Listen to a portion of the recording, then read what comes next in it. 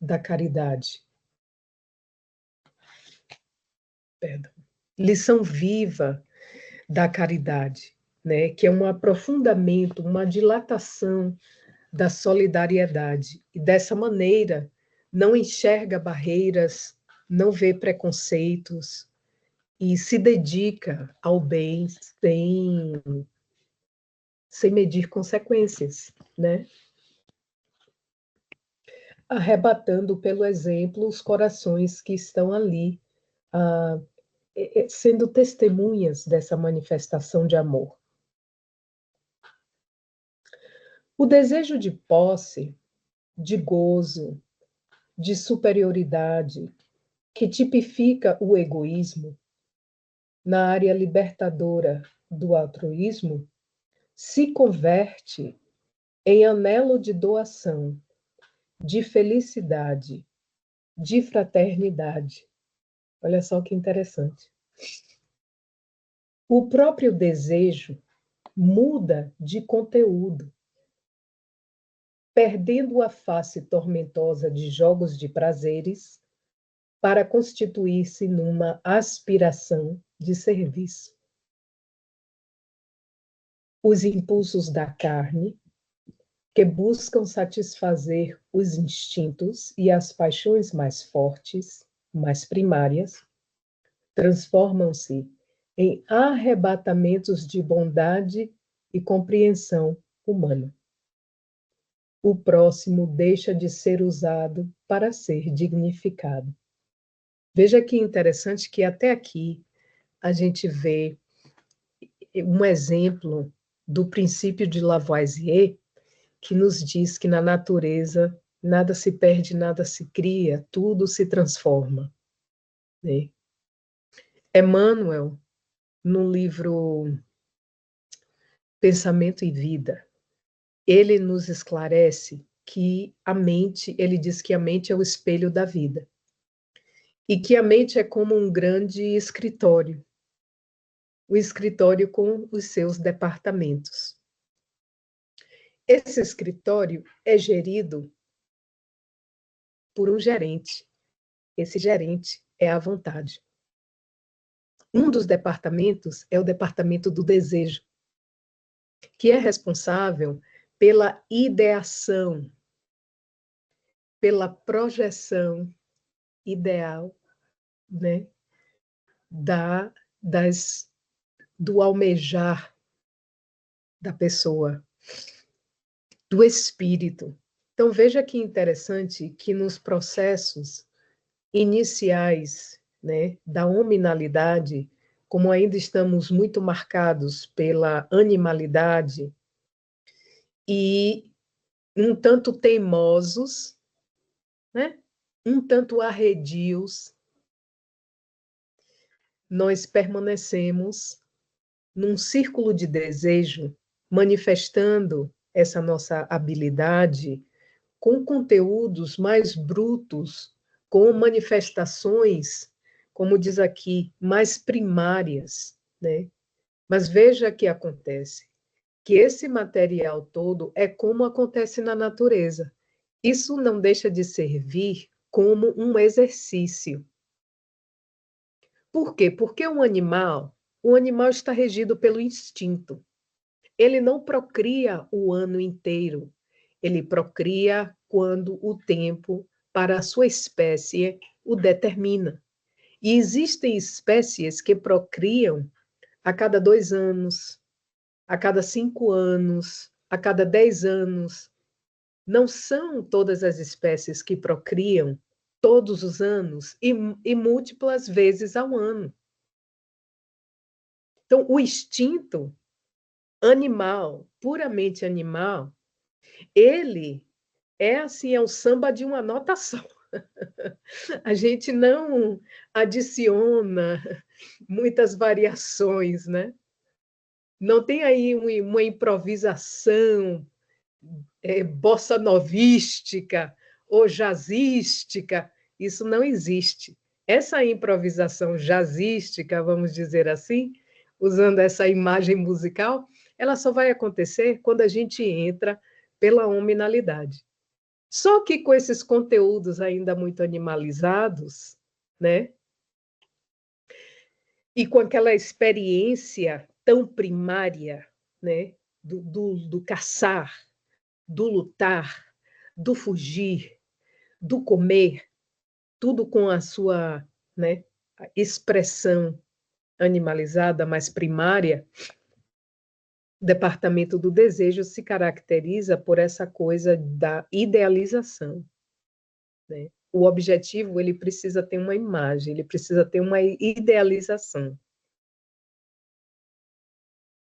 Então, no início, esse nosso departamento do desejo, ele está caracterizado por essas alegorias, né? Por essas necessidades primárias. Mas acontece que isso não conspurca, não polui o departamento do desejo, a capacidade de ideação, de querer, de partir para cima, é uma necessidade do espírito, é um princípio evolutivo do espírito, é da lei de progresso, né? Tanto assim que os espíritos já disseram em algumas oportunidades que ai de nós se cairmos numa situação de indiferença, nem quente, nem frio. Que os espíritos que se encaixam numa certa posição de neutralidade, aqueles que não fazem mal a ninguém, mas também não fazem bem, muitas vezes a evolução deles fica pausada, vamos dizer assim, muito mais pausada do que aquele que comete horrores, né? Porque a paixão tem disso. Ela multiplica as energias e ela pode ser direcionada para o bem, produzir maravilhas, direcionada para o mal, produzir horrores. Mas uma vez que o espírito, que se caracteriza por paixões acelvajadas, cai em si e começa a evitar esforços para se direcionar para o outro lado, toda essa paixão, toda essa energia, ela então é canalizada para o bem. Então, isso é uma coisa melhor vista do ponto de vista evolutivo do que uma situação tépida, uma situação morna, né? Então, é muito interessante a gente ver esse processo de transformação, né? Da mesma forma que as fezes dos animais, o esterco, a podridão, colocada na terra, vira perfume na flor, vira açúcar na manga, né? Vira sabor na fruta. Então, os nossos equipamentos, eles estão aí. É só uma questão da gente ir substituindo o conteúdo, né? Então, o desejo muda de conteúdo, perdendo a face tormentosa de jogo de prazer. Os impulsos da carne, que buscam satisfazer paixões mais fortes, vão se transformar em arrebatamentos de bondade e compreensão humana, né? O próximo deixa de ser usado para ser dignificado. Todos os estímulos são conduzidos para o seu crescimento e triunfo sobre as falsas necessidades, trabalhando-lhe as virtudes em despertamento, a fim de que o homem espiritual sobreponha a sua natureza espiritual, né, à natureza dominante do homem animal. Olha que beleza. Até aí alguma pergunta? Algum comentário a adicionar? Não? Beleza. Quando eu li esse parágrafo um pouco mais cedo, eu pude escutar na minha mente a voz de Léo dizendo assim: está tudo aqui para a gente. Esse planeta foi feito para nós, foi desenhado tudo perfeito para nós. Tudo trabalha para o nosso sucesso. E é verdade. Tudo no nosso metabolismo, tudo no funcionamento do cérebro, é tudo no funcionamento do organismo, é tudo visando uma capacidade de adaptação elevada, aumentando as nossas chances de sucesso, e é tudo objetivando a nossa sanação. Tudo trabalha para a nossa sanação. Tudo trabalha para a nossa evolução. Não é assim, um joguete, né? Cláudia sempre traz essa reflexão para a gente. Se Deus nos colocasse num contexto que trabalhasse contra nós, e que nós tivéssemos que desempenhar tarefas que são impossíveis, fora da nossa possibilidade, que pai amoroso seria esse? Que amor é esse? Isso não é amor, isso é sadismo, né? Você colocar a pessoa de antemão saber que ela não tem condição de desempenhar aquela tarefa. Então, é belíssimo isso que a nossa mentora nos traz, né?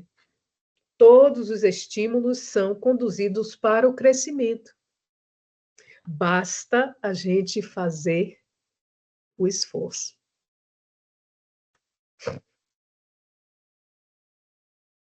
A existência do altruísmo revela-se por diversos sentimentos de grandeza moral que dão dignidade à vida.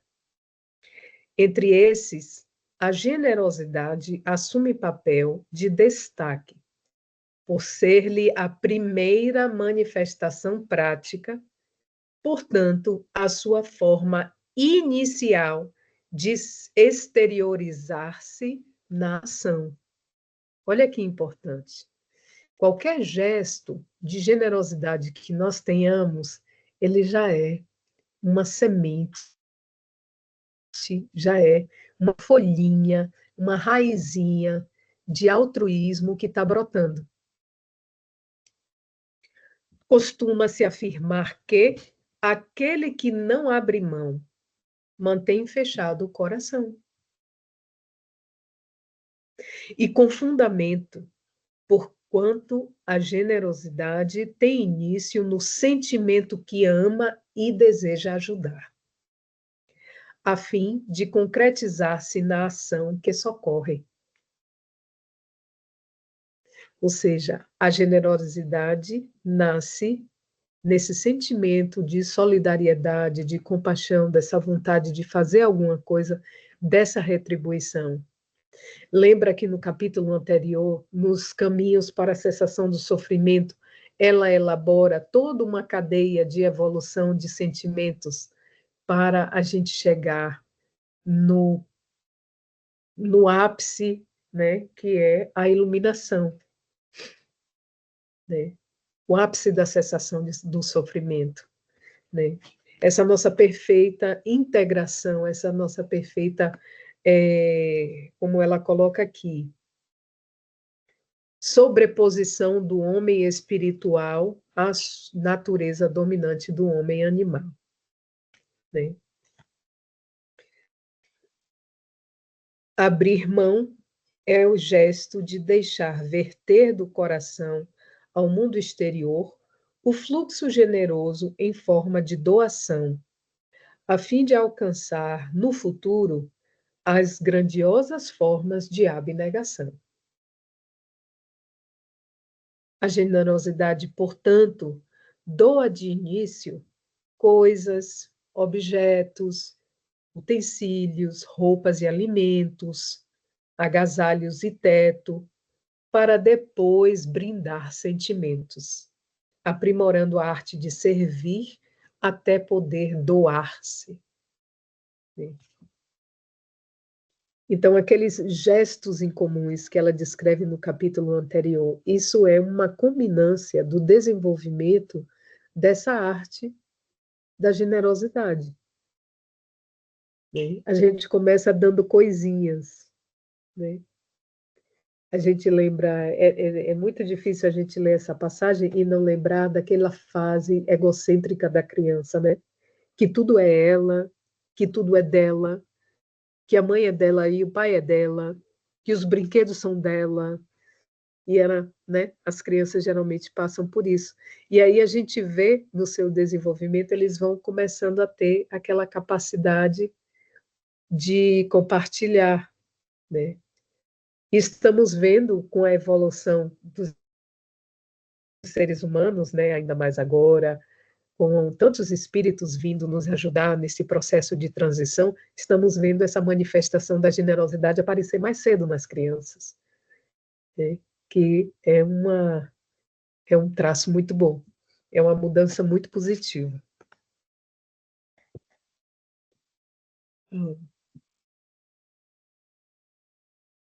Até aí, tudo bem?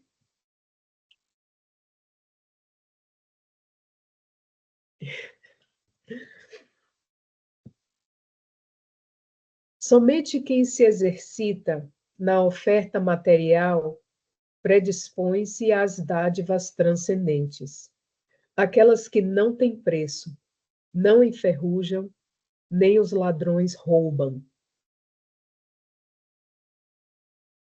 Esse é um ponto interessante, profundamente marcante até, né? Mais do que interessante, porque ele nos traz uma reflexão. Vocês lembram da passagem do moço rico no Evangelho, né? Ele chega para Jesus para perguntar: Mestre, o que eu posso fazer para ganhar o reino dos céus? E Jesus lhe diz: observa os mandamentos. Ele diz que eu já observo os mandamentos desde sempre. Jesus, que já tinha auscultado, né, com seu periscópio luminoso, aquele espírito, então vai, vende tudo o que tens e volte e me siga. Então Jesus colocou o dedo na ferida, porque encontrou aí a barreira que o rapaz ainda não tinha conseguido ultrapassar. Ele estava sem mentir, ele honrava pai e mãe, ele seguia todos aqueles mandamentos, mas ainda estava profundamente identificado com as suas posses. Ele não conseguia nem vendê-las. Jesus disse: vendas, dai tudo aos pobres, e depois venha e me segue. E ele não podia pensar nessa possibilidade, né? Então, seguia todos os mandamentos, mas ainda não tinha conseguido conquistar o passo mais mínimo da generosidade. Estava ainda muito apegado com os bens materiais.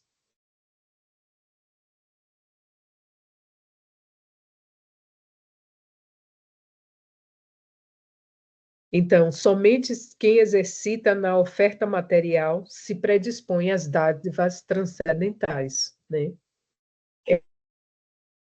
É a ordem dos fatores evolutivos.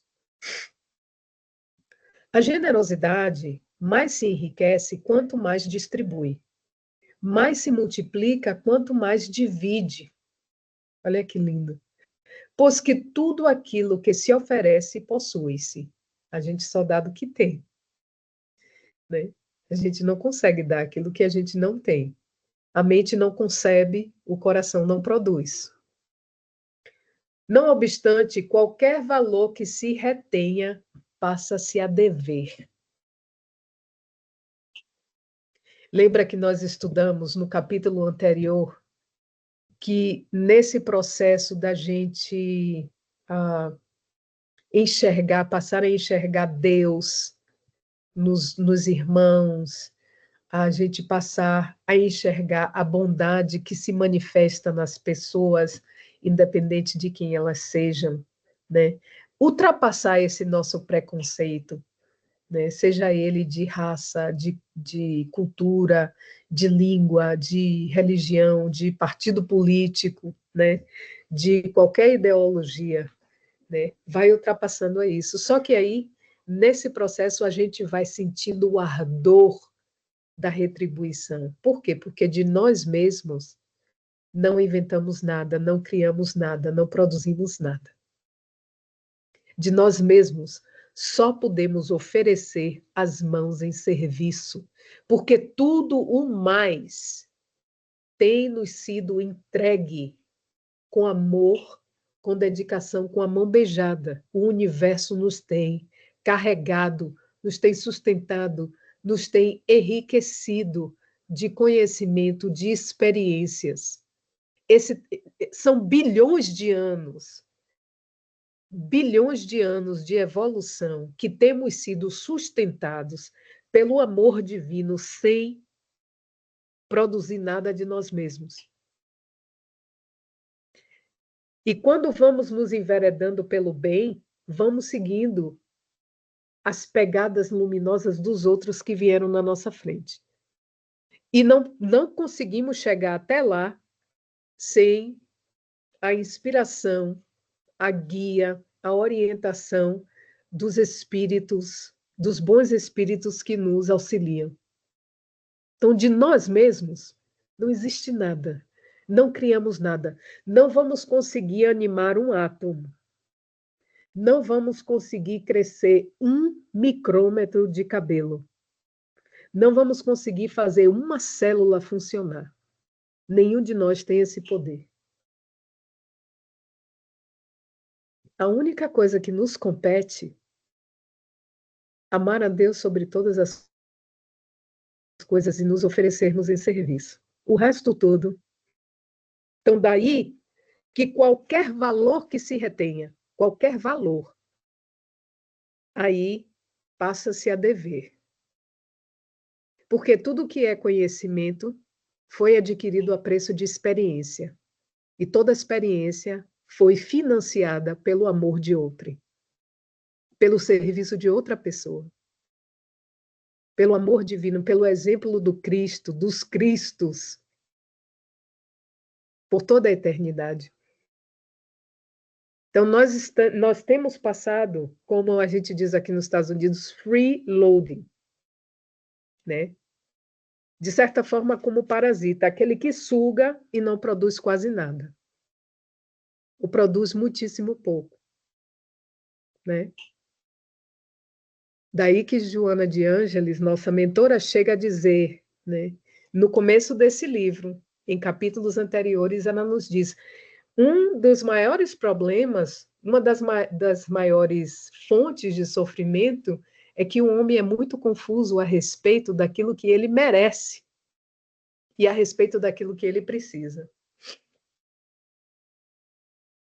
Se a gente abraça a visão de que a gente merece pouco ou quase nada, nas palavras dela, fica muito mais fácil aceitar, se satisfazer com qualquer coisa que a vida nos oferece.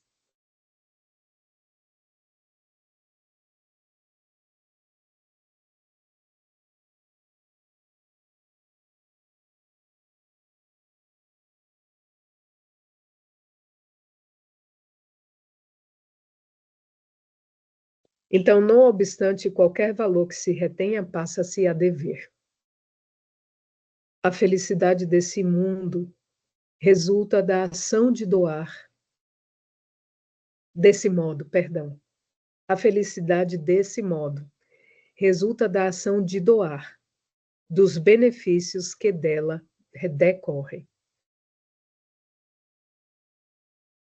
O homem generoso irradia simpatia e gera bem-estar onde se encontra. Visceral adversária do egoísmo, a generosidade arranca pela raiz as tenazes desse responsável pela causalidade dos sofrimentos. Temos escutado, temos estudado aí o Evangelho segundo o Espiritismo, aprendido com Emmanuel, na sua mensagem do orgulho e o egoísmo, que eles são a raiz, né, de todos os males. Então, a generosidade vai arrancando as raízes dessa erva daninha. Jesus, na cruz, padecendo a ingratidão dos homens, ainda atendeu o ladrão que lhe rogou socorro, generosamente prometendo-lhe o reino dos céus, que já se lhe instalava na mente e no coração a partir daquele momento. Ou seja, estava ele ali passando por aquele sofrimento. Mas na hora extrema, ainda assim, ele teve a paciência e a generosidade de, no meio daquele sofrimento todo, oferecer, ainda ter algo para dar. Claro, né? É o Cristo, mas qual de nós que quando está com uma coisa, qualquer mal-estar, a gente já fica tão mal-humorado, depois a gente tem que sair pedindo desculpa à humanidade, né? Porque não estava bem, porque não, né? Mas a gente para pensar que ele padecendo toda a ingratidão, naquele sofrimento, né? O foco de Jesus era cumprir com a vontade divina, né? Levar a sua missão, o seu trabalho até o fim.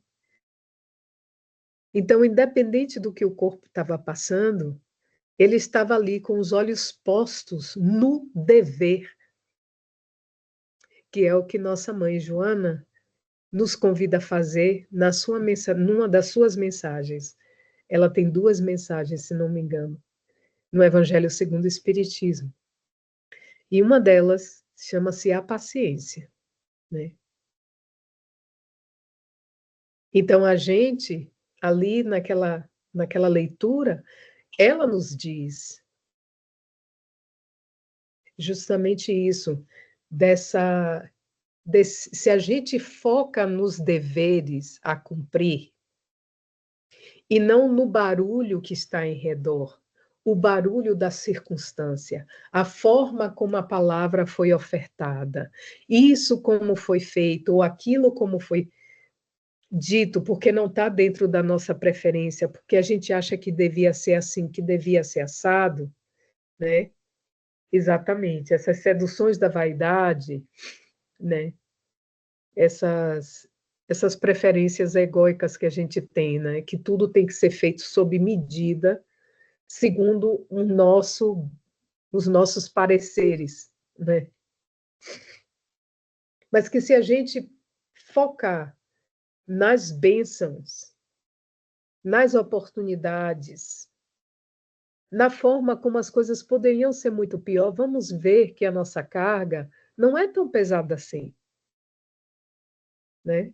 Que toda a carga fica muito mais leve quando a gente olha para cima do que quando a gente se encurva para baixo, né? A nossa mãe comenta isso. Então, essa passagem que ela cita de Jesus entre os ladrões, dele ainda receber com generosidade numa hora extrema, isso é um exemplo perfeito disso, né? Dele estar focado. Claro, é um Jesus, né? Mas está ali também, vestido num corpo de carne, passando pelas suas dores, sofrimentos esses que nenhum de nós jamais passou, tendo todo tipo de situação para espiar, todo tipo de, né, um passado tenebroso, a maioria de nós, um passado tenebroso a ser espiado. Jesus que não tinha culpa mais nenhuma, responsabilidade, né? Já tinha resolvido tudo, já estava num estado crístico, né? Não crítico. Nós é que estamos em estado crítico, ele em estado crístico. Né? O altruísmo, no processo de expansão, né? Ou seja, vai caminhando de doar as coisinhas materiais para ir se refinando nos sentimentos, nas atitudes moralizadas, culminando em atitudes de abnegação. Então, o altruísmo no processo de expansão apresenta-se também como uma fórmula ética.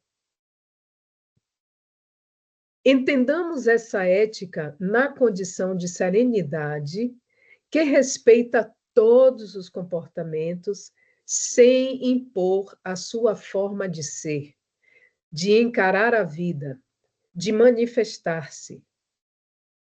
Além de uma ética moral, tem um caráter universal. superando os interesses e convenções geográficas que estabelecem conceitos de conveniência, estribados em preconceitos e limites, estatuídos em leis transitórias, às vezes necessárias, mas que não objetivam o bem comum. O que a nossa mentora está dizendo aqui? Basicamente, isso esses aspectos que ela vai narrando aqui, interesses, convenções geográficas, estabelecendo conceitos de conveniência, isso praticamente define a palavra ética, né? Ética é uma palavra que deriva de ethos, do grego, que basicamente significa uma forma de fazer. É um conjunto de regras externas. É a ética da pesquisa biomédica, é a ética do direito assim assado, é a ética, né? Então, cada campo, vamos dizer, tem a sua ética, o seu ethos, né? Que é um conjunto de regras. Acontece que quando a gente, né, aprofunda nessa questão do altruísmo, aí ela diz que daí nós podemos derivar uma ética moralizada. Por quê? Porque existem várias formas de fazer, várias formas de proceder, várias éticas regindo o comportamento, mas nem sempre, embora elas sejam necessárias nos seus campos específicos, nem sempre elas são elaboradas visando o bem comum, né? Então, a questão da moral está justamente nisso aí, visando sempre o bem maior. Assim, observamos éticas que apoiam estados escravocratas e limitam a liberdade de movimento, freiam a procriação, perseguem os que discordam dos seus códigos, punem e dizimam a seu bel prazer, né? Então, existem éticas e éticas. A ética da generosidade centraliza suas atenções na lei natural ou de amor, que respeita a vida em todos os seus estágios e ampara todos os seres sencientes, facultando-lhes a expansão.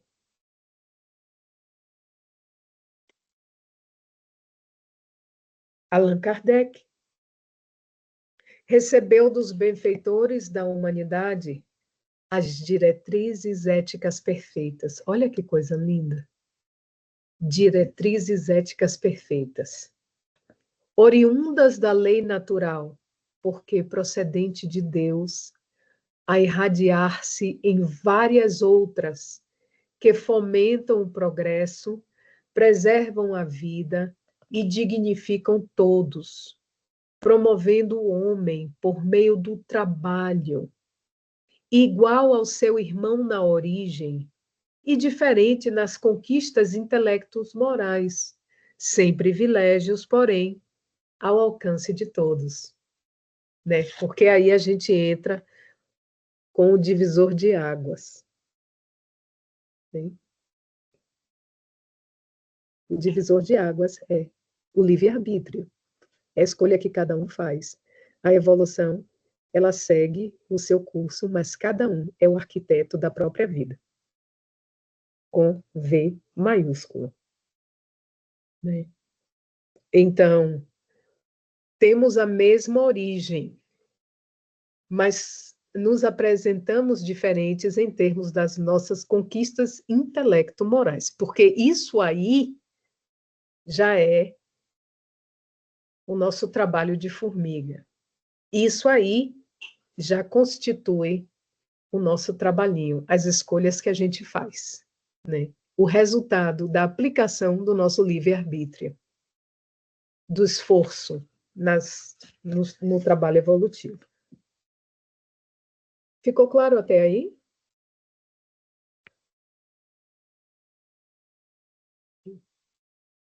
Essa ética faculta discernir o correto do equivocado, impulsionando a criatura à aquisição de uma consciência elevada, resultado da eleição dos valores positivos que tornam a vida digna de ser fruída. Então, veja que interessante, que todos nós temos as nossas más inclinações, temos a nossa bagagem cultural, né? Assim sendo, criamos identidades, a maioria delas inautênticas, porque resultantes de experiências, de traumas, de etiquetas culturais, né? Na vida de relação, muitas vezes, nós podemos correr o risco de racionalizar uma ideologia, uma atitude, de justificar um preconceito. Por que que a gente acha que as coisas devem ser pela ótica que a gente compreende? Por que que a atitude do irmão, né? Ele, na sua vida, tomando as decisões que lhe competem, garantidas por Deus, e a gente vai julgar que ele não está sabendo fazer. Então, assim, esses parágrafos, eles estão basicamente estricando todas essas engrenagens que muitas vezes a gente insiste em permanecer, insiste em cultivar na nossa vida. Porque não existe nada nos códigos perfeitos divinos que vão justificar uma atitude de julgamento entre um irmão e outro, todos nós no mesmo patamar. Uns com uma bagagem diferente dos outros, mas mesmo assim, sem privilégios. Quem tem privilégio não vai chegar para estar julgando, criticando, discriminando, agindo com preconceito. Então, veja como ela vai descortinando essas questões a respeito, né? Quantas pessoas... Eu já testemunhei vários espíritas defendendo a lógica de que bandido bom é bandido morto. Como é que isso combina com o espiritismo? Como é que isso combina com qualquer proposta religiosa?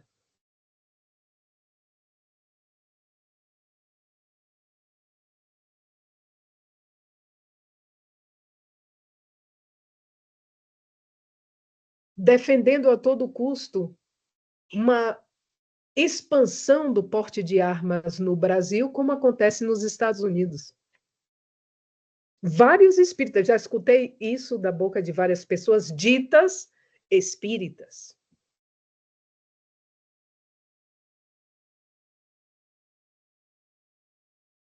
Exatamente, bandido bom não seria bandido, mas esse foi o slogan que se criou, né?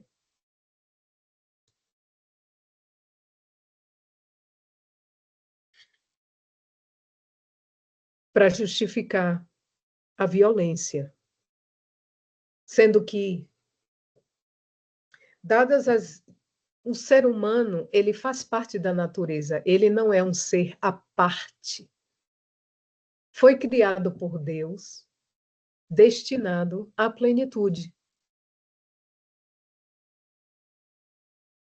né? Eu estava escutando recentemente, por exemplo, vou dar um exemplo, um, um rapaz, eu acho que ele é vietnamita, mas ele faz um trabalho muito bom de orientação das pessoas, as pessoas que têm vergonha de se expressar, têm vergonha do seu sotaque, enfim, ele faz um trabalho muito bom de dar conselhos para as pessoas.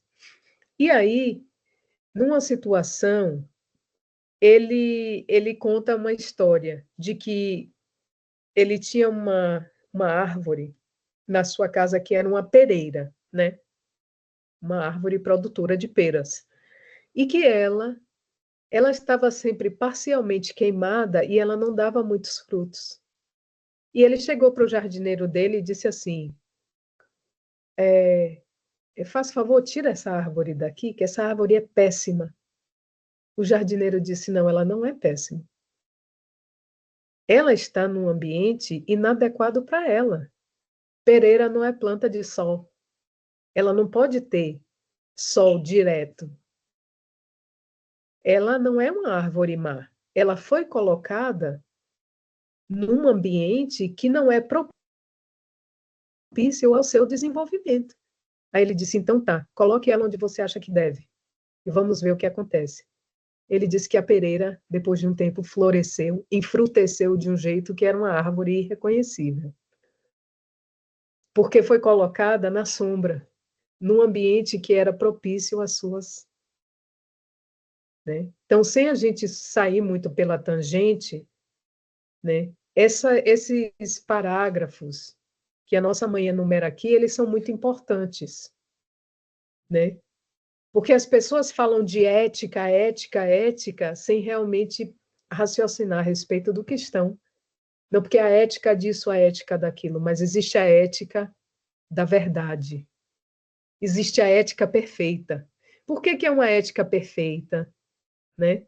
Porque é uma ética que abarca o bem de todas as criaturas, de todos os seres sencientes. Então, não pode ser poluente, não pode ser discriminatória, não pode oferecer a violência como solução, não pode oferecer o extermínio como solução. Né? Então, é uma proposta de coerência. É maravilhoso. Então, essas diretrizes éticas perfeitas, né, das leis morais, elas nos facultam discernir o correto do equivocado, impulsionando a criatura à aquisição de uma consciência elevada, resultado da eleição dos valores positivos que tornam a vida digna de ser fruída. Fora disso, a experiência é uma experiência de indignidade.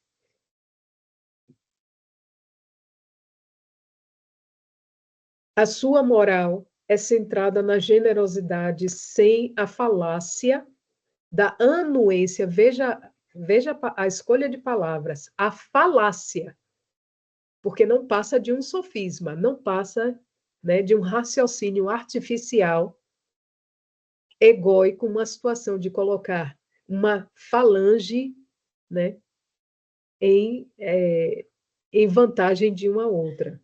Né? Irmãos de uma categoria X em vantagens sobre os da categoria Y. Então, a falácia da anuência ao erro, ou qualquer atentado aos códigos da ordem, do dever e da justiça. Toda a sua estrutura de responsabilidade visa a promoção dos seres e do seu habitat, ao considerar a interdependência que existe entre eles.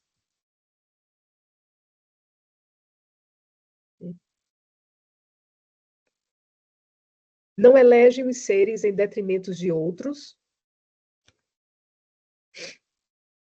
embora a sua expressão de amor varie de acordo com as respostas afetivas, o que não invalida a necessidade de superar a pertinácia dos maus e tê-los em conta como necessitados também da generosidade, que pode e lhes deve ser dispensada. Né? Vamos encontrar expressões diferenciadas relacionadas à afetividade, porque isso tem a ver com um passado histórico, isso tem a ver com afinidades espirituais, né? Não vamos simplesmente conseguir ter uma situação de equanimidade.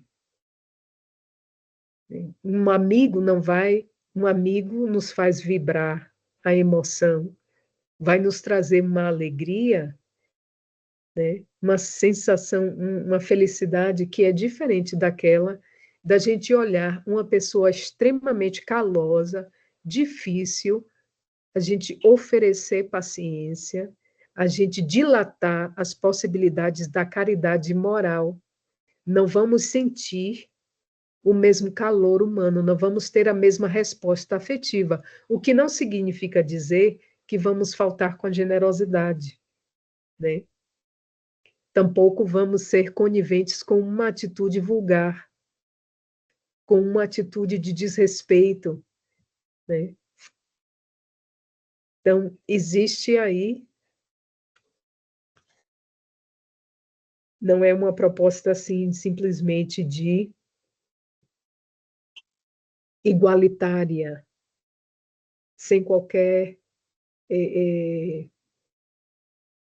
sem qualquer respeito com relação a essas variedades vibratórias do sentimento, vamos assim dizer, né? As respostas afetivas, elas são uma coisa, mas não é porque as respostas afetivas não são as mesmas para todos os casos que vamos ter generosidade para com uns e não para com outros, né?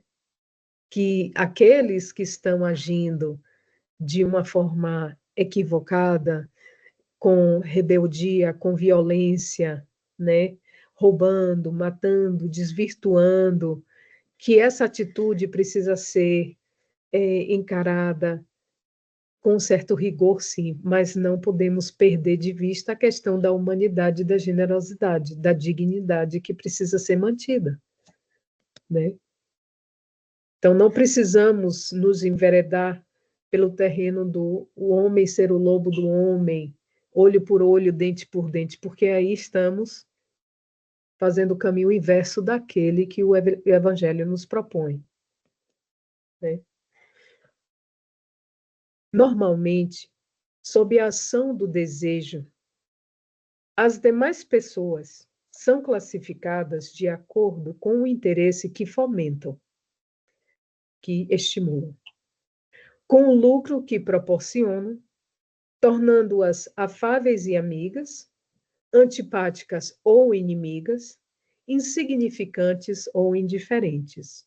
Ou seja, quando ainda estamos na vigência do homem animalizado, nós temos uma atitude generalizada que é utilitária. Daí que no parágrafo anterior, na introdução desses itens, a nossa mãe nos diz que, sob a ação do altruísmo, o próximo deixa de ser usado para ser dignificado, né? Então, aqui ela vai fazer o quê? Vai dissecar essa frase que ela colocou lá adiante. Manifestam-se, então, os sentimentos do amor possessivo, do desamor e do ódio, e de desinteresse ou indiferença. Ou seja, numa situação primária, nós temos reações afetivas diferentes. Aqueles que são amigos e queridos por conta do lucro que proporcionam, das vantagens que produzem, enfim. Aqueles que são antipáticos e inimigos, aqueles que a gente tem ojeriza, que não quer saber, e aqueles que são indiferentes, insignificantes ou indiferentes, né? Nós estabelecemos essas categorias conforme a aplicação, vamos dizer, a utilidade das pessoas nas nossas vidas. E o que que isso desencadeia?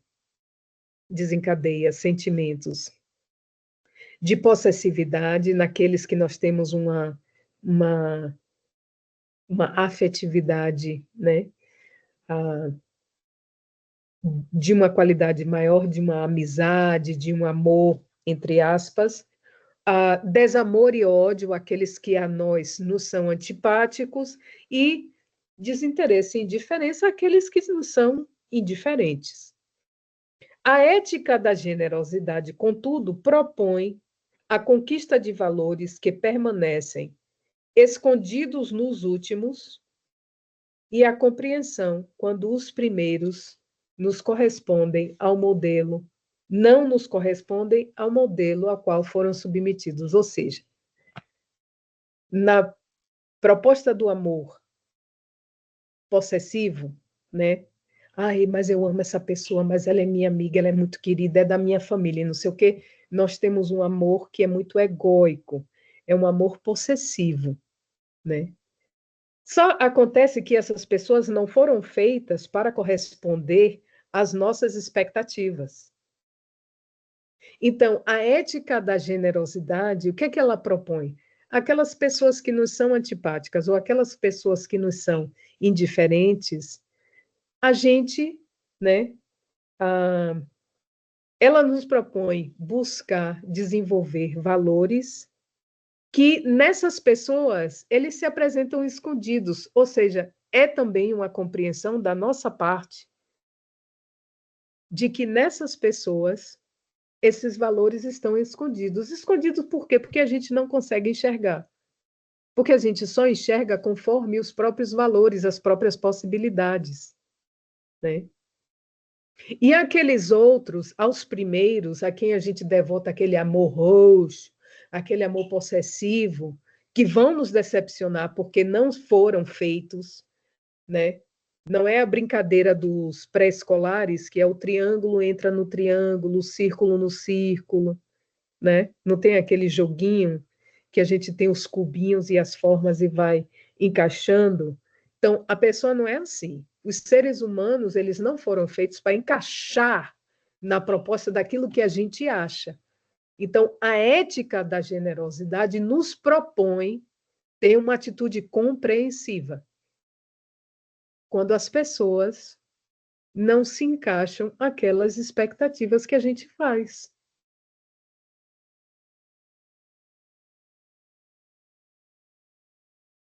Então, mesmo ainda estando num estado primário, ao acessar esse tipo de informação, a nossa reflexão precisa ser essa. Se eu tenho ciúme, se eu sou uma pessoa que tem uma antipatia, que eu nutro esse tipo de sentimento por outro, que eu tenho diferença, que eu não estou nem aí, né? O raciocínio a ser feito é que a atitude que eu preciso desenvolver é uma atitude de generosidade. É já de estabelecer como regra que a bondade existe em todos os seres, porque todos vêm da mesma origem. E dá a cada coração o direito de circular onde cada coração está, porque se Deus permite, por que que nós não haveremos de permitir? Se Deus respeita, por que nós haveremos de não respeitar? Deu para entender ou eu fiz muito embrulho?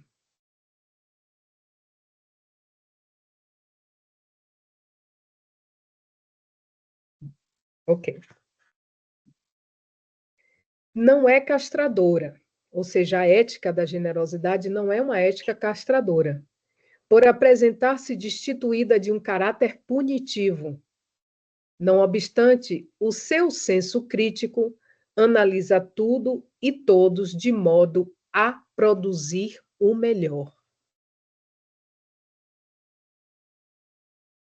Ou seja, a ética da generosidade não vai nos impedir de ter os nossos raciocínios, de ter raciocínios, de fazer as análises críticas. Isso é uma qualidade necessária, essencial à nossa evolução. Porque sem autorreflexão, sem a compreensão, sem a gente exercitar, né, esse ato de refletir, de pensar criticamente, a nossa evolução fica praticamente paralisada. Contudo, essa ética, ela está direcionada a produzir o melhor. Ou seja, eu não tenho licença. Se eu quero estar de acordo com o Evangelho e operar segundo a ética da generosidade, eu não tenho licença para justificar uma atitude ácida, uma atitude castradora, uma atitude punitiva com relação à minha pessoa ou qualquer outro. Se eu ajo dessa maneira, isso é mal entendido, isso é desequilíbrio, eu preciso me esclarecer, eu preciso fazer uma terapia, eu preciso buscar o atendimento fraterno, orar, pedir ajuda a Deus. O diapasão que a gente precisa se afinar é o diapasão de Jesus Cristo. E esse nunca é um diapasão de acidez, de aridez de sentimento, de indiferença, de julgamento, né? De uma proposta medieval. Ou a proposta de Jesus Cristo não é essa. Como efeito, né? Como efeito, perdão. A ética da generosidade é tranquila, e nesse conceito pode ser considerada como a conquista da serenidade, conforme o seu significado profundo em sânscrito, né?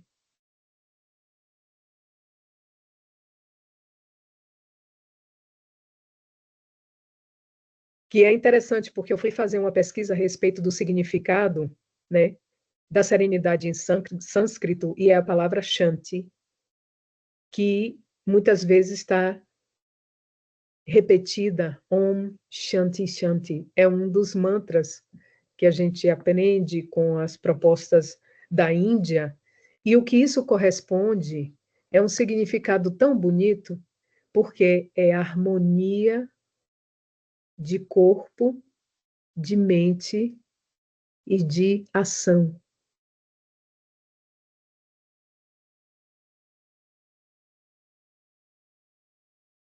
Como efeito, é paciente, não antecipando apressadamente realizações, nem buscando resultados imediatos. A paciência é o próximo passo na execução do programa altruístico. Ou seja, o primeiro passo, desenvolver uma atitude de generosidade, de abertura de mãos, de doação das posses, né, dos bens, depois de uma atitude de sentimento mais compassiva, mais generosa, mais abrangente, né, da ética, da generosidade. Então, o próximo passo do programa é o quê? A paciência. Há um interrelacionamento entre os vários requisitos para a integral vivência do altruísmo, que erradica as causas dos sofrimentos, né? Tira, extirpa pelas raízes. Um fator depende do outro, que são conquistas do espírito na sua busca de perfeição, né? Tornando-se saudável o exercício de elevação moral, cada um promove a área do sentimento, desenvolvendo o intelecto na arte de compreender para servir, de crescer para libertar-se, de entesourar conhecimentos para distribuir. Cada um dos fatores, cada um dos elementos que constituem a proposta altruísta vão fomentar esse tipo de desenvolvimento. Compreender para servir, crescer para se libertar, conhecer para distribuir conhecimento, para compartilhar. Ou seja, aquilo que a gente oferta, a gente possui. Por quê? Porque já é uma bagagem, já é algo que a gente incorporou. E aquilo que a gente possui, a gente deve, né? Por quê? Porque a vida funciona através de um mecanismo de retroalimentação. A gente recebe e a gente dá. Lá vai a bola girar na roda, né? Tudo se encadeia em a natureza. A paciência, em razão disso, é relevante pelo significado de criar condições no tempo próprio para cada realização. Eu estou vendo aqui agora que o nosso tempo expirou, né? Haja paciência. Vamos orar. Alguém gostaria de fazer a prece de encerramento?